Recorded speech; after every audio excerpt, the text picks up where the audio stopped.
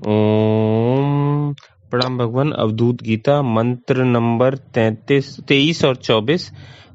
इसका हिंदी अनुवाद है, अनात्म स्वरूप को समाधि कैसे हो सकती है, और आत्म स्वरूप की किस प्रकार समाधि होती है, और है इस प्रकार, नहीं है इस प्रकार कैसे समाधि हो सकती है, और मोक्ष स्वरूप जो सब एक ही है तब कैसे समाधि होती है या कैसे हो सकती है।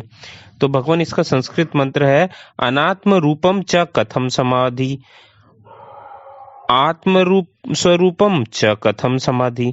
मतलब अनात्म रूप की कैसे समाधि हो सकती है और आत्म रूप की कैसे समाधि होती है। अस्ति इति न अस्ति इति कथम समाधि, है यही है यह नहीं है तो फिर समाधि कैसे हो। और मोक्ष स्वरूपम यदि सर्वम एकम, जब यदि सब कुछ एक है, मोक्ष स्वरूप है, तो फिर समाधि कैसे हो। भगवान इसका भावार्थ ये है कि दत्तात्रेय जी कहते हैं, संसार में दो ही पदार्थ हैं, एक तो आत्मा, दूसरे अनात्मा। सो दोनों में से एक में भी समाधि व्यवहार नहीं बनता है। समाधि नाम एकाग्रता का है। सो जो कि अनात्म स्वरूप जड़ पदार्थ है, उसमें तो समाधि किसी प्रकार से भी नहीं बनती है, क्योंकि उसको तो किसी प्रकार का ज्ञान ही नहीं है। और जो कि चेतन आत्मा है वह शुद्ध है और ज्यों की त्यों विक्षेप आदिकों से रहित अपनी महिमा में स्थित है, उसमें भी समाधि नहीं बनती, क्योंकि जो कि पहले एकाग्र नहीं उसी को एकाग्र होने की इच्छा होती है। सो आत्मा में यह बात नहीं है, और जो पदार्थ सदैव विद्यमान है उसमें भी समाधि नहीं बन सकती, और जो कि न अस्ति है अर्थात तीनों कालों में विद्यमान नहीं है, उसमें तो समाधि की संभावना मात्र भी नहीं हो सकती है।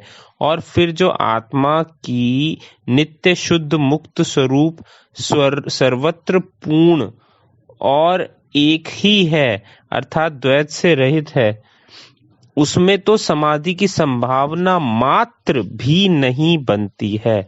ये भगवान अद्भुत मंत्र है।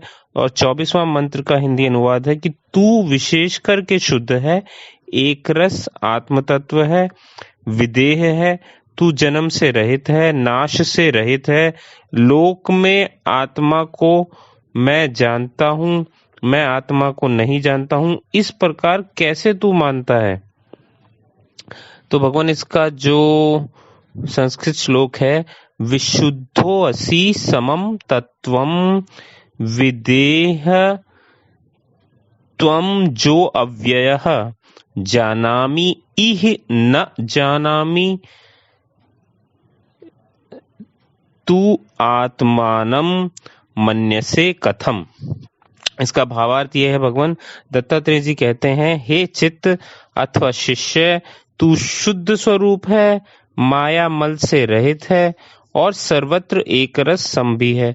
फिर तू विदेह है अर्थात वास्तव से तुम्हारा देह के साथ कोई भी संबंध नहीं है, क्योंकि तू अज अर्थात जन्म से रहित है, इसी वास्ते अव्यय भी है अर्थात नाश से भी रहित है, तेरा नाश नहीं हो सकता। जब ऐसा तेरा स्वरूप है तब फिर तुम कैसे कहते हो कि मैं आत्मा को जानता हूँ, मैं आत्मा को नहीं जानता हूँ, क्योंकि इस प्रकार का तेरा कथन युक्त नहीं है। इस वार्ता को कौन कहता है कि तू मैं अज्ञ अव्यय हूँ। ये भगवान अब इसका जवाब ना अगले श्लोक में दिया जाएगा, 25वें श्लोक में, जो कि कल पढ़ा जाएगा। तो ये 23वां और 24वां मंत्र यहाँ पूरे होते हैं। धन्यवाद भगवान।